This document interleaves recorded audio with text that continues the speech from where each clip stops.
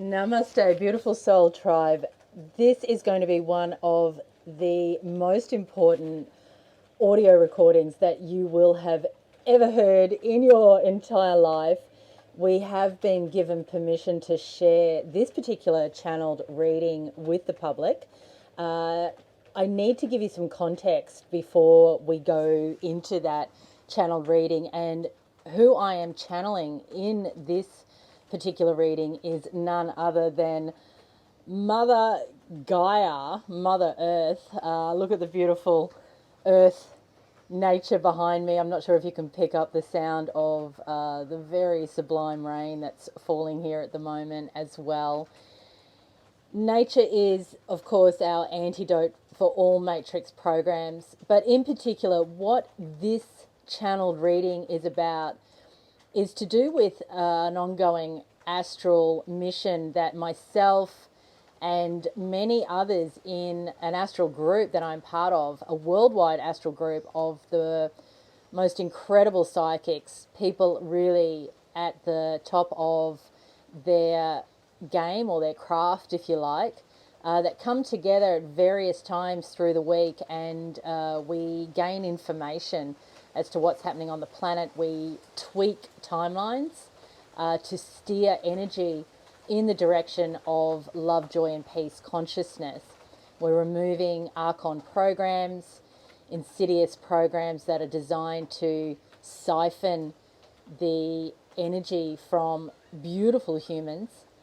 And what has been occurring is we've been made aware that there is a title deed, if you like. It's probably the best way to explain it in the third dimension, over Earth. This title deed has been in place for some time. The original blueprint of that title deed was a system where the Pleiadians and the Draconians were given guardianship of Mother Earth, almost like her parents. And what we have found out is there's an opportunity for this title deed to either be upgraded or changed. And you'll find out more when you go into the channel reading as to what's happening. Now, this is the most important thing that's happening at this time in order to support the ascension process. You may call that moving into fifth dimensional consciousness or a frequency bandwidth of unconditional love. We're at the end of the procession of equinoxes, meaning that we have an opportunity to transcend this third dimensional construct in this particular realm, sphere of consciousness. You don't always want to see it as a planetary body. We need to understand that this is about consciousness upgrading, and that is something that is synonymous in all parts of the galaxy, in all universal templates. There will always be an opportunity to upgrade into a new frequency bandwidth or dimensional consciousness. So find out exactly what Mother Earth herself has to say about this renewal of the title deed, and where many starseeds and good humans are going, and why also some humans are choosing to remain in a third dimensional construct, and why that's a perfect experience for them. We look at the ego that's operating in the starseeds, and Mother Gaia really explains very, very well why the starseeds are here, what they have to do, and why they're getting their own personal lessons and tests along with the humans. So it's so riveting, it's so powerful. Enjoy this channeled reading, which is between myself and one of my dearest, longest, oldest friends, not just in this lifetime, but in many lifetimes, Chris Bygraves. You'll hear me call him Hatsia in the channel reading. That is his Orion starseed name, and he often shows up in the astral as Hatsia. So please enjoy, and if you feel inspired, do pass this video on, share it widely to those that you know need to hear this message as well. Sending you all so much love. Namaste. Welcome everybody, it's Chris here with Carrie, and this is a recording we're doing on the 29th of September on a Thursday evening, and it's just a carry on with regards to, or a flow on effect with where we're currently at in reference to Earth's title deed and what needs to occur with that moving forward, and getting some clarification around it. So just to bring up to speed on where we currently positioned with this, as the situation has arisen where we've got the Pleiadians, the GFL, the Galactic Federation of Light, and also the avians that have been chosen, is probably the word that we're looking for, in order to help assist with this planet in its current position. The fourth member of the table, of course, is humanity. We were always on that particular table, we're always on that arrangement because this is our planet and this is the one that we occupy, and we are the largest species here. So obviously it's important that the humans have an enormous say in the direction that we're moving forward. I mean, this is a little bit different to how it's been in the past, where we've been under very much a draconian or reptilian rule, where the humans have literally been told how to operate, where to operate, and that is not necessarily a great thing moving forward, mainly because when you're under a dictatorship, there's very little room for your ascension or your ability to evolve. So we're at an interesting timeline in the whole dimensional arrangement at the moment, which has brought in a new alliance, let's call it that. And what we're trying to do this evening is just get some further clarification on how the council for the humanity side will be made up and how that looks. Because at the moment, as I have some intel that the other factions are at the moment putting their councils together that will be best represented for Earth, and we're just in the same position right now. So what we're going to do is go in, or have Carrie go in this evening and talk to a few entities where we'll be able to at least get some clarification around what this council looks like and what type of representatives that we would like on that council moving forward, because there's some amazing humans. There's also some amazing starseeds that are currently on this planet that have done an incredible job getting us this far, and the amount of effort and work that they've put in, whether you've dedicated your life to it, whether you've only come on recently. But as far as I'm concerned, everyone's doing that is aware and awake, an amazing job. So we have a lot of green souls on the planet that are super excited about what's going on moving forward, but we just want to make sure that we've got the right representatives that have Earth's best interest at heart, but have also done the work and have the intel and have the knowledge in order to guide us through this very delicate period. Because whether you believe it or not, Earth is ascending and we're going with it. So we want to make sure that we've got the right people on the ship. So without any further ado, we'll get Carrie to move into her astral techniques, and she will ask the appropriate people on her astral journey some relevant questions or some burning questions that we're looking to receive answers on, or at least some guidance on, so that we can continue working through this journey. Because this galactic contract for Earth is far from signed. There's a lot of water to go under the bridge yet. There's an enormous amount of people, let's just say, dotting the I's and crossing the T's at the moment to understand what their role is in it, and making sure that when their turn is, or when their time has arrived for them to do their mission, and that they can complete that and make sure that they have all the answers before going into those various meetings. So let's see how we go. So over to you, Carrie. Okay, so I've been told to put on the invisibility cloak, so the violet robe. So I have that on, and I've immediately been called into, I've been told it's the hearth, not just the heart, but the hearth of Gaia, right in her centre.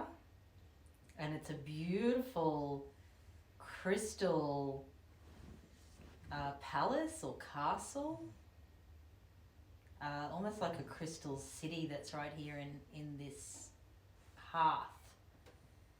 And she's saying that what's really important beyond the council that will get formed, the Earth Alliance Council, is that we get her specific intel on what she wants to see happen, and also that we ask the higher selves of all beings who are currently inhabiting Earth, that includes the animal kingdom and the plant kingdom, any telluric entities, fairies, and these sort of creatures, as well as the humans, and any other interdimensional species that are currently inhabiting Earth that may be living underground that we may not be completely aware of, but are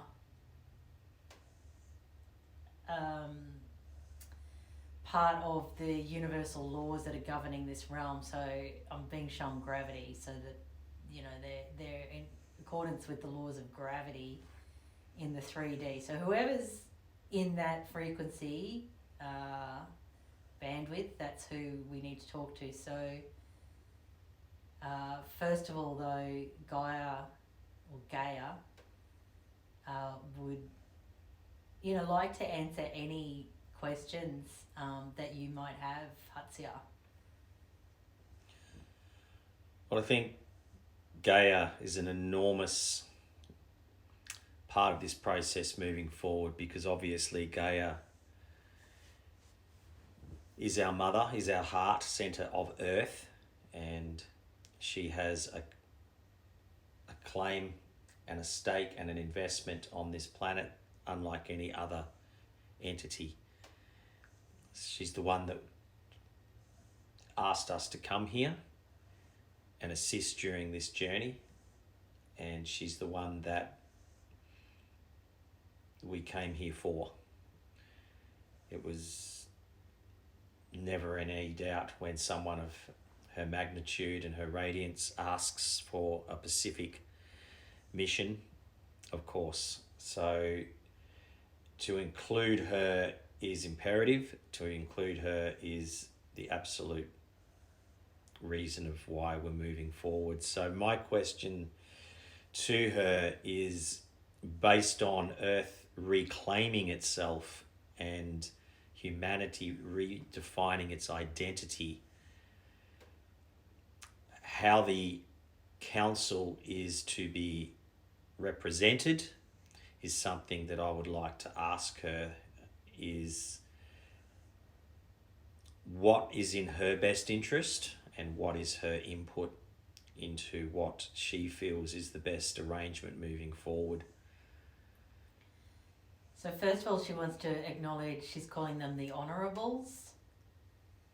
They're the beings that came for this specific mission. And yeah, she says she feels their deep honour for her, and she is so grateful. She is saying that she was I don't know how to describe this, but like a childlike planet. And now she's saying that she's moving sort of more into like late teenage type years or early 20s type years. even though obviously she's thousands of years old. But she's saying her consciousness had been very young.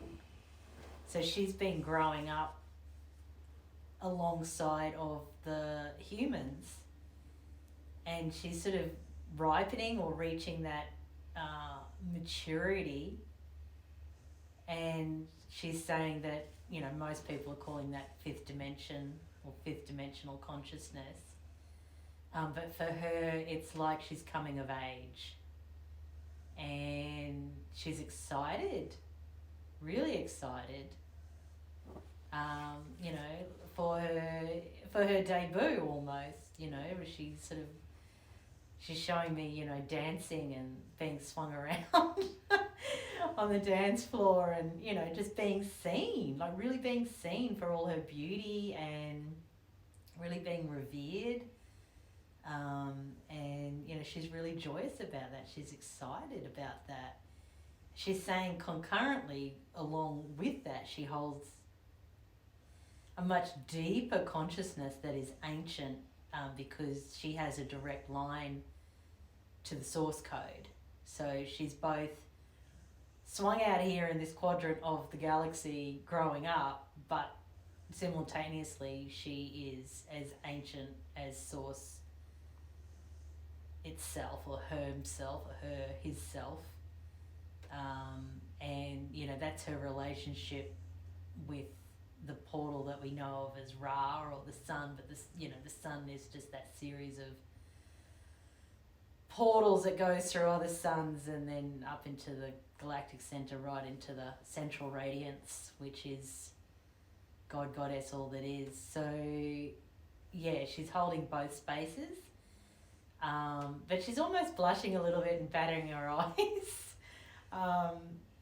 You know, in a cheeky kind of beautiful, enchanting way, because, yeah, she wants to be seen for who she is. And that aspect of her consciousness is, you know, is growing up, and she's going out.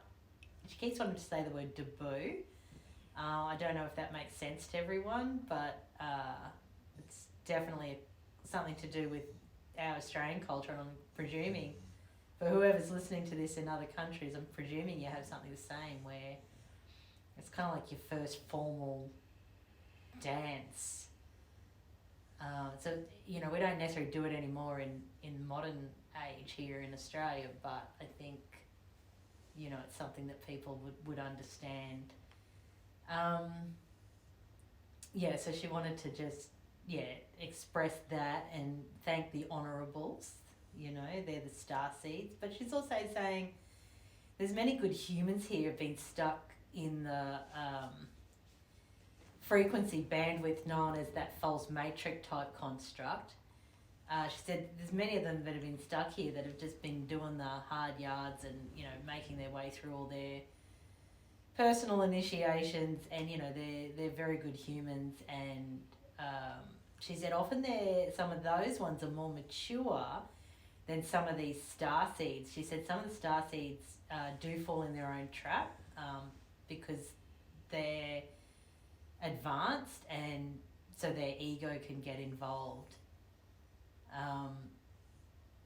Which she understands why, because they're very high dimensional, and it can be a bit of a, she's saying, yawn fest for them, like trying to support humans to wake up, and then people adulate them, and then they think that they're better than others. So she said some starseeds, you know, need to check themselves on that, just, you know, so they don't hold up their own process as we move through, you know, this ascension portal. So in terms of who needs to be part of this council, she can't specifically say, but it'll be people without ego. It'll be people who don't want anything personally, because they are included in the group dynamic, the collective consciousness dynamic. All you have to do is ask for, in the deal, Hatsia, she's saying, all you have to do is ask for Earth herself and all the inhabitants to be given all the highest order of what everyone knows that they truly want.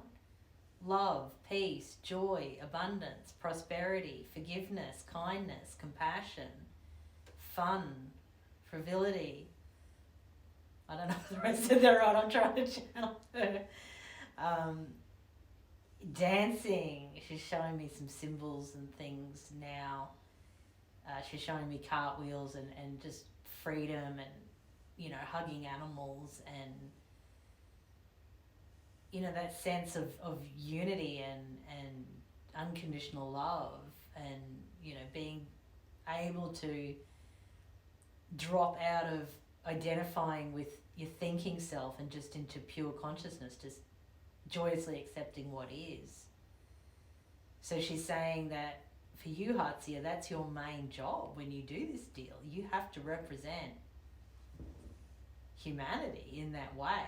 And if there's anyone that's coming into a council type situation that's not asking for that or wants some personal recognition or wants some personal benefit or thinks they should have more money than others, then that's a red flag.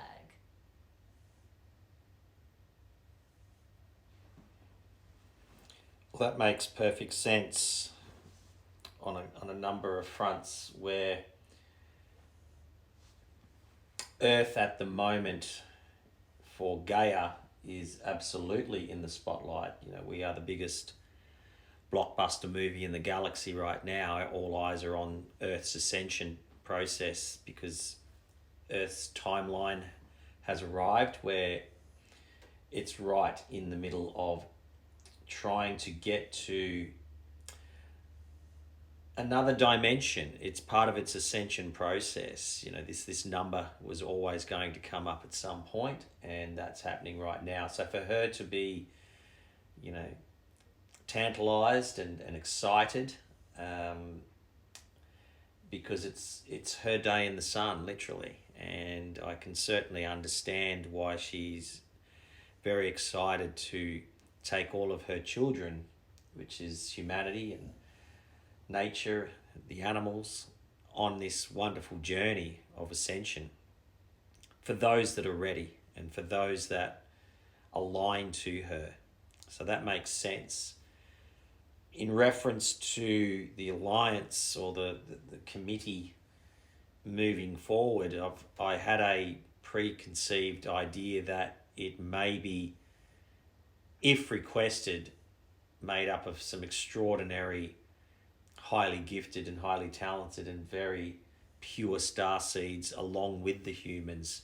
That was my first intention, or not intention, but that was my first understanding, that maybe because the humans, who are extraordinarily talented, need to be, and it's imperative that they are represented on this council, but because it is a new dynamic for them, some healthy guidance by some very advanced souls that have the best interest for humanity certainly sounds like a wonderful teammanship moving forward, to have the best of both worlds there.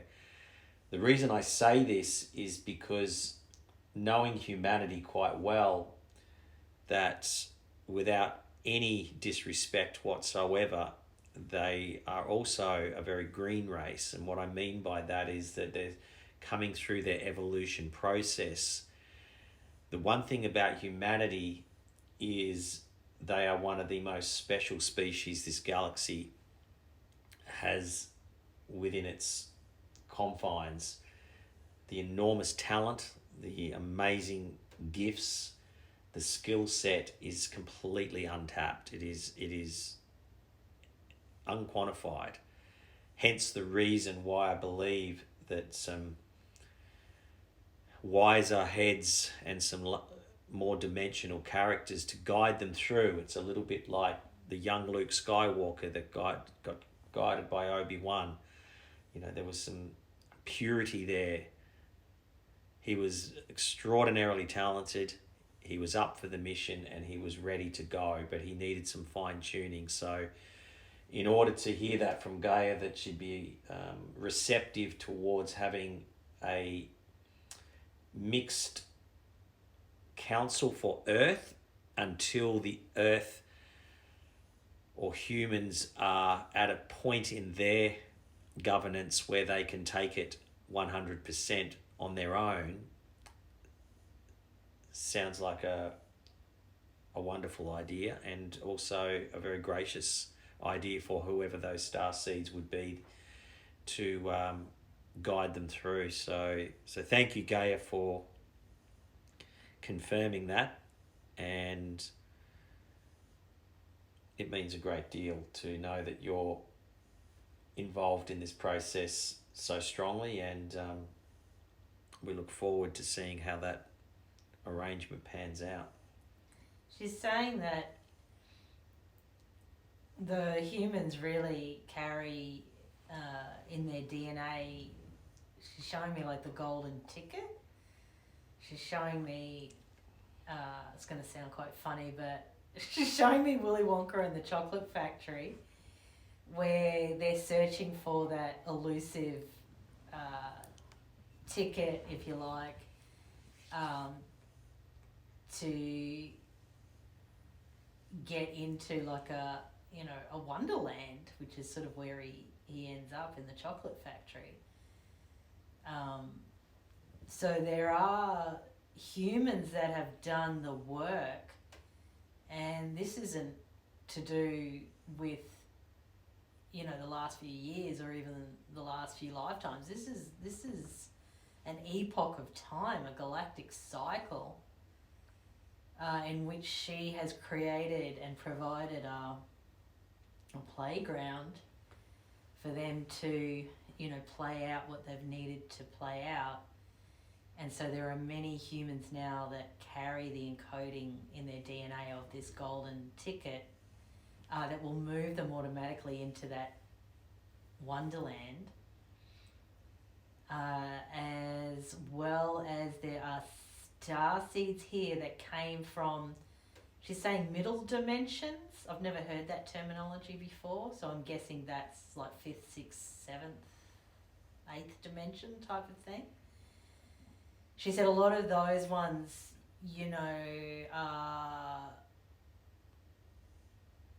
whether you want to call it like Council of Light, Council of Holies, it's like that Obi-Wan Kenobi realm that you just referred to, Hatsia.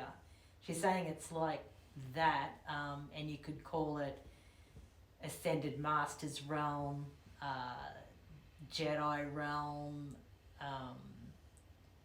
Council of Holies, Council of Light.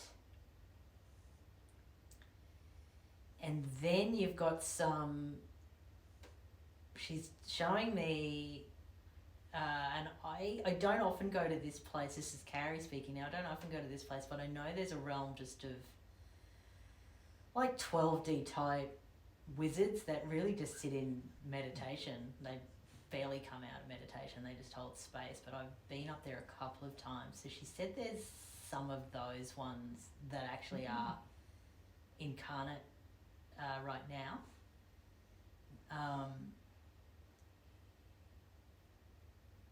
Yeah, she said they pretty much are doing the same thing here on the planet. They're just constantly in meditation, so they don't really function in the in the mainstream. It's not their job. Like these beings literally could blow the circuitry of the false matrix apart anyway if they chose to, but they just don't choose to. They're just holding space. So she's saying all the elements are here anyway. There's no way that she's not moving into this next cycle of awakening. And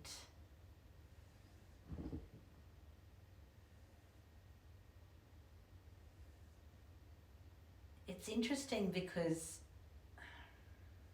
basically what she's showing me is the good humans are fine. She said where there are issues are with those middle dimensional star seeds. She said they're getting some very, very refined tests or lessons right now. Which, okay, the best way to say this, she said it won't, they've done enough work in previous cycles of their soul continuum that they won't drop a dimension. They certainly won't get caught here on Earth when, you know, they'll be given an opportunity when their mission's complete. They can either stay or leave. But she said they won't move into that Council of Holies. Like, they have to be very aware too. They have a seat in the Council of Holies, should they wish to take it, but it's not guaranteed. It's not guaranteed. So they have come for their own specific mission to upgrade their consciousness as well. Their soul is magnetizing towards that. And she's saying, be very careful. Nothing's better or worse. It's just where the soul is at. So, yeah, get that. Their soul is being magnetized towards that up-leveling of consciousness. But that's different to what the good humans, as she's saying, are doing. They're moving into like a permanent frequency bandwidth, also known as like fifth dimensional consciousness, but staying embodied. She's showing me Pleiadians. It's a good. So Pleiadians are so helpful to us because it's really a great representation of what many humans are moving into.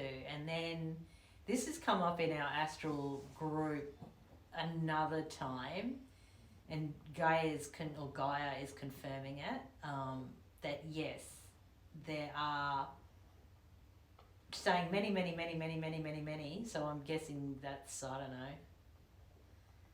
I'm just going to ask her, is that the majority of people you mean, Gaia?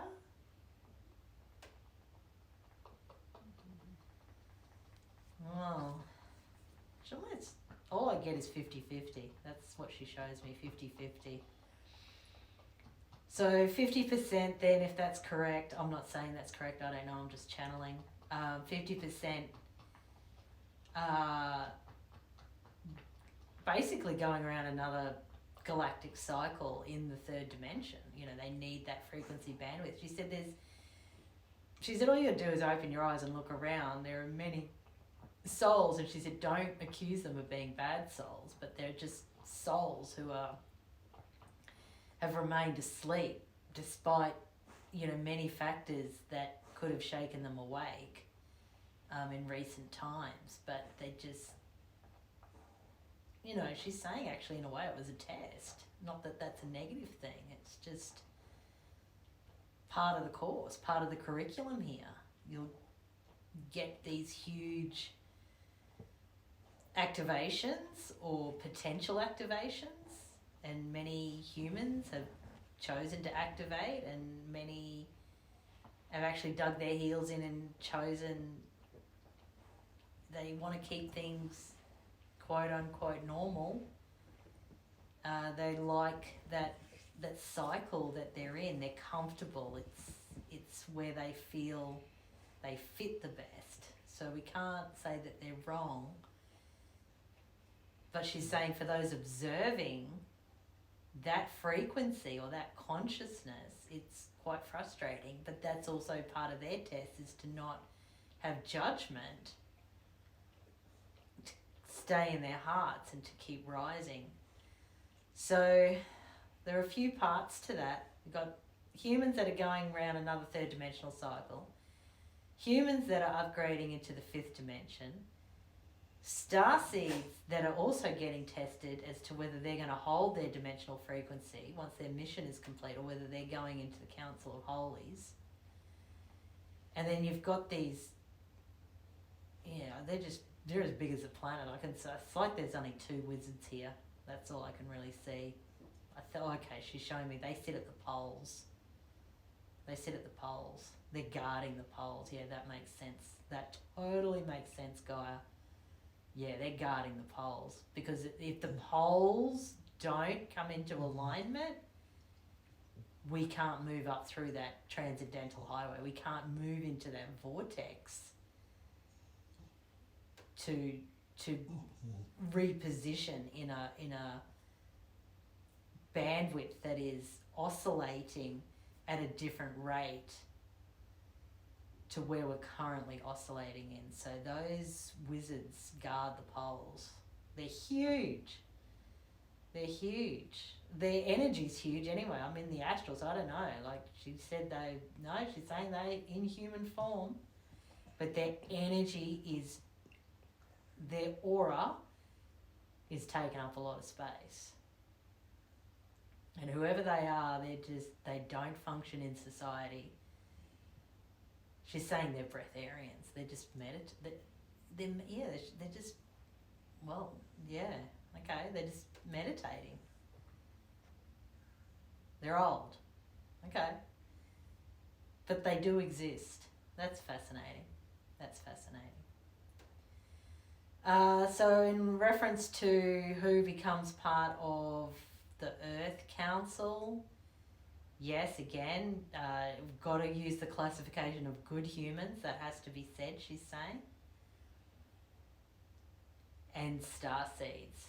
But anyone coming with an ego, personal agenda, wanting to get anything out of it personally, whether it's notoriety or money or, everyone's ego needs to be checked. Like, this is arguably the biggest deal that's ever been done on this planet, or on this plane of existence, she's saying, plane of existence, realm. In particular, Hatsia, she wants to thank you. She's saying that she is really monitoring your thoughts, and she's very, what's the word here? She's holding her heart, like she's showing, I'm trying to get the word, more grateful, I guess, but it's more than that. It's a heartfelt, really heartfelt, she keeps touching the heart, heartfelt gratitude. And she's laughing now. She said, yeah, do you get now why you're a broker? Yeah, he gets it.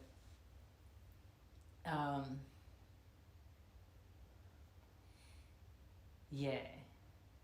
No, she's monitoring your thoughts, and she said you're doing really, really well with it. And she said it's really important for this to have a council, because Hatsia, aka Chris, can't go in alone. Like he can't figure this out. He's not meant to figure it out alone. But she said there's also a lot of noise around him, so just stop with so much noise. And those in the council definitely have to have their say, but they also, at the end of the day, they have to trust that when he goes in with Metatron, that's that. You gotta trust him at that point, that what he'll convey, what needs to be conveyed. And she's saying, yeah, Metatron is definitely in your ear pretty much the whole time. Is that right, Hatsia? You pretty much finding he's with you the whole time now? Definitely. He's certainly made his presence felt within the last 3 to 4 weeks, which has been a very comforting ally to have, because it all kind of makes sense that, there's only one reason I'm here, is because I was asked by Gaia. She didn't have to ask me twice. It was pretty much, I didn't even need to know what the reason was at the time. She asked, I came. So my heartfelt thanks goes out to her for this opportunity to be on a mission for myself to upgrade and take on what she's asked me to do. And as I've always said, I've only ever done everything for her, and I've got her back. It will happen. I will guarantee that I'll make sure that the deal is done with purity and integrity, and has her best interest at heart and only her interest at heart. Otherwise, the deal's not getting done. So she's saying, you know, timelines are very interesting because you've got to focus on where you're at in this timeline, and you need to do your due diligence, and you need to, you know, take all these mindful steps that you are taking. But she's saying that simultaneously there's a version of her that's already in the fifth dimension. And she said that's thanks to starseeds and good humans that are projecting their consciousness, she's saying pretty much constantly at the moment. So it creates its own template in which she then gravitates or magnetizes or repositions herself into. So that template, that construct is thanks to, many who, same as you, Chris Hutsia, heard the call and would not let her down, and she knows that. She knows she's loved. And she said, you know, even with the humans that are more asleep at the wheel, she said they also have breakthrough moments, and she feels their love quite often. Like they'll enjoy, you know, a piece of her nature, or, you know, she said nature is what makes them come alive and step outside of the programs that many of them are under. And she said, don't be disappointed in the way that they're programmed, because it's all part of soul amnesia. You have to fall asleep to wake up, to appreciate who you are, and then move into your supernatural self. So it all must be part of this grand script. But being at the end of a procession of equinoxes means that it's time. The cycles have been completed. And she said many, many cycles have been completed. Not just this particular galactic round. She said there's been this ongoing, she's showing me a seesawing all the time between the polarities, instead of ascending through the meeting point of light and dark. And that's a frequency, she said, that's existing in many souls right now, is this sense of it is time. It is absolutely time. So this force field that's been created by good humans and starseeds to template her fifth dimensional body so she can just transition into it, you know, it's just absolutely phenomenal. And she's saying that part of it is already done. It's already done. However, everyone must stay alert, awake, aware, continue with their soul work and clearing all their shadow aspects.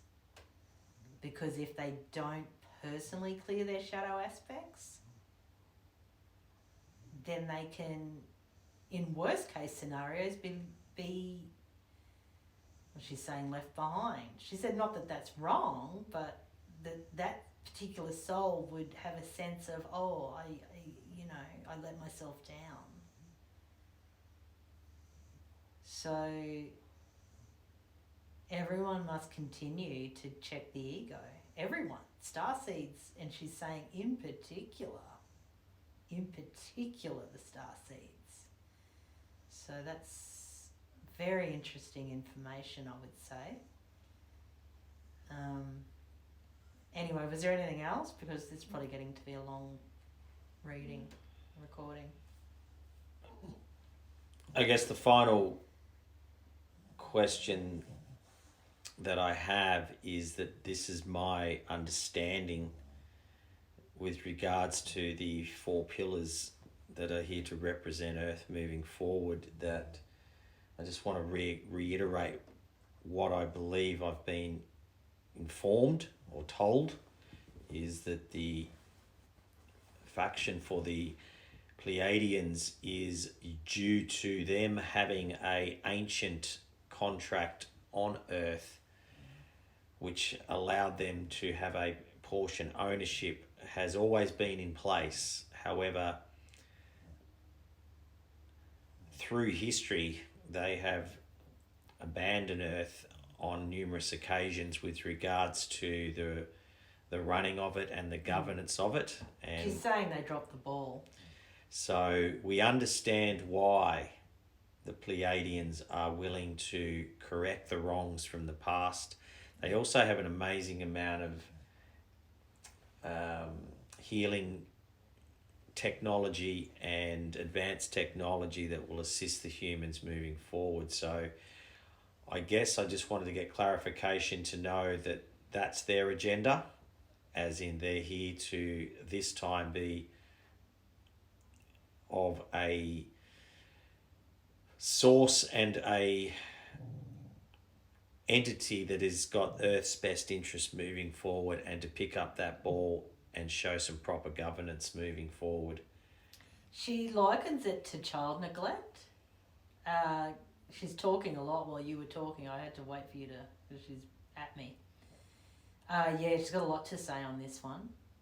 She, first of all, she loves the Pleiadians with all her heart. And she said from the highest perspective, this was always meant to happen this way. But it depends which dimensional lens you want to view anything through. Because it's part of their lessons and their wake-up call in their fifth dimensional or higher, some of them saying sixth, seventh, but mainly fifth dimensional frequency, that they had to make this mistake in neglect. She wants to use the word neglect. They neglected Earth and left it to the Draconians. They both had a say-so in what would happen here, and they themselves were balancing the polarities of light and shade, or light and shade. That's how I want it as Carrie. I want to say dark, but she's saying that now has a negative connotation. She's saying shade's a better word because it's a perfect, it's a better way to describe it. So that's why the Draconians got such a foothold, because the Pleiadians dropped the ball. So the finger must be pointed at the Pleiadians, which is very interesting information, I would say, as Carrie. I think we need to really hear that one. But it's making the Pleiadians work double time now to right the wrongs. Because when you let the shade or the quote-unquote dark side run something without the polarity balance of the light side, this is what happens. And the whole planetary system, to some extent, not a full extent she's saying, to some extent is under draconian rule still at this point. She said, but it's absolutely fractured. They're hanging on. But if you put all the blame at the draconians' feet, you fail to understand pure and true consciousness. She's saying that very emphatically. She's saying anyone who points the finger at the draconians and fails to see the other side and how energy works and why both are needed, she said they're they are lacking in true inner vision and insight and awareness and knowing. She's that fired up about that point. And she said too many people make it black and white. She said she reads social media posts, she sees it all. She said there are so many who are, you know, beautiful hearted souls, but just keep pointing the finger at the shade side. And as I'm saying that, lights in this house are flickering really strongly. So there's a big point being made here. Okay, she's saying this is so important to the upgrade, to the ascension process. And she said that light and shade exists within every single human being. And all of this negating of your dark side, your shade side, that is what's actually causing the problem, not your attachment to your love side, your light side. She said because it's all love. It's all love.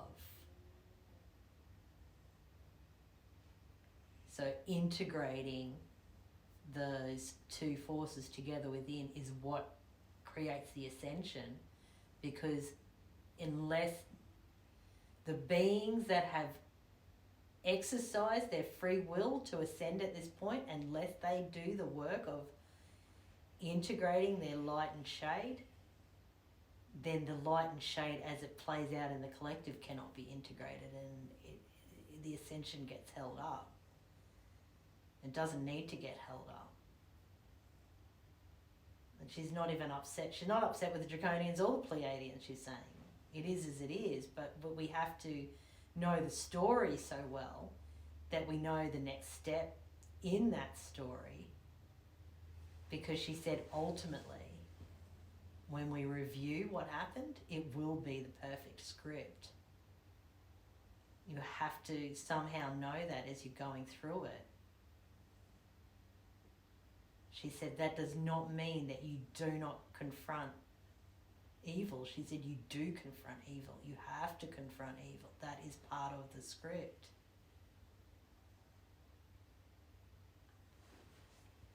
But just be aware where you're laying the blame, because you may be failing to see the big picture. So hopefully that makes sense. It does, and we just want to move on to the other players just so that we've got our understandings in alignment. That the GFL have put their hand up to help assist in the new Earth moving forward, and my interpretation or understanding of that is that they have already constructed the templates. So the templates for our law systems and our judicial systems that are far more aligned to humanity and what their needs actually are. Now, a lot of those templates have been distorted through the draconian rule, but my understanding is that the GFL are an impartial and neutral organisation that will bring not law and order, but more of a tranquility to Earth based on the templates that they're willing to offer. Is that correct? GFL are galactic law, is what she's saying. It's they exist in a zone unto themselves. They are appointed by all the star systems. They are represented by all of the star systems, including Earth. And that will never change. It's not as if they're part of this deal per se. They're part of every deal because they're galactic law. They're representatives from every star system. She's saying there's not really a new deal here. It's the blueprint was always there between the light and the shade. Call it Pleiadian, Draconian, call it whatever you want, she's saying, doesn't really matter. Understand it as energy. That blueprint was already there. That's the governance of any star system, including Earth.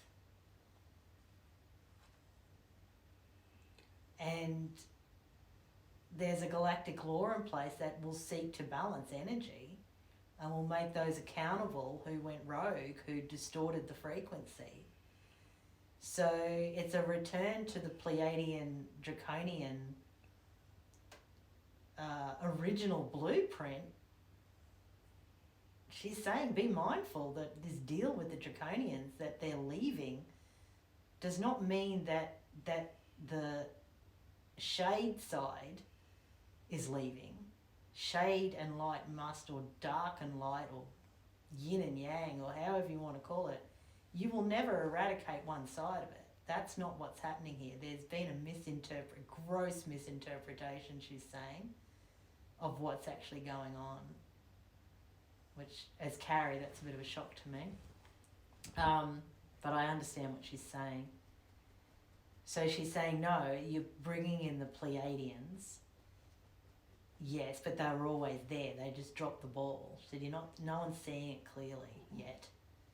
They dropped the ball. They're standing up and becoming accountable again.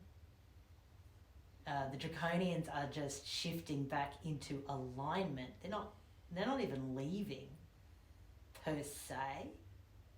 The ones that are leaving are the rogues, the distorted energy, because in the fifth dimensional version of Earth, that distortion does not exist. This will be an upgrade into an unconditional loving realm. So what's being removed is the distortion. But there are enough draconian entities that are rebalancing, that are moving with this system. Same in the Pleiadians, there's reptilians. So there's a little bit of misinterpretation of what really goes on between the polarities and how they're harmonizing and integrating and becoming one, which is what creates ascension. As far as the avians go, they're like I don't know how to interpret this. She's just showing me they just fly above it all, which I know sounds too basic because we know they're avians, that's what they do, but I don't really know how else. It's almost like they're in a very high dimension and they just soar above it all and drop codes in as needed. But this is the fifth dimensional Draconians and the fifth dimensional Pleiadians getting their act together, sorting their stuff out like as parents. Stop neglecting the child, which is Earth. Get yourself aligned, and everyone upgrades. And the Pleiadians need to upgrade, and the Draconians need to upgrade, and everyone needs to upgrade. And that's really what it's about. The GFL stand alone, they're always part of everything because they're galactic law. And the avians sit in a higher dimension that are checking. They'll drop codes in, they'll drop thoughts into your head when you don't see it from a higher perspective, what this is about. So in a way, what you've been shown is absolutely correct. It's a deal between the GFL, the Pleiadians and the avians. It is, but it's a balancer. It balances what has been distorted on this planet. You are not removing Draconians, and anyone who wants to remove Draconians, again, just getting fired up, you do not understand how consciousness works. She is that emphatic about it. And she said, and if you don't understand how consciousness works, go back, sit in meditation, go to source code, which is a combination of masculine and feminine forces. Or in other words, light and dark. Said, look at a yin-yang symbol. There's light and dark and light, and it forms oneness. And they have to always operate as one. You cannot, she's saying you cannot split the atom.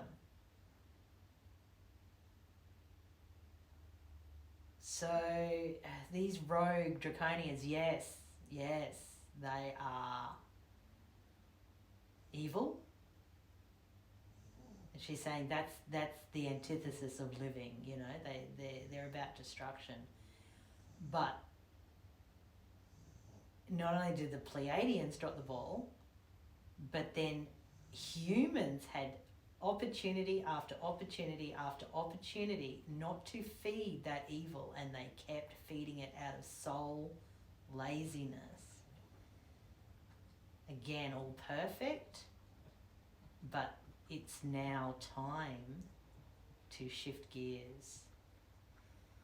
So anyway, again, Gaia's bringing a lot of information through, and you know, she's speaking very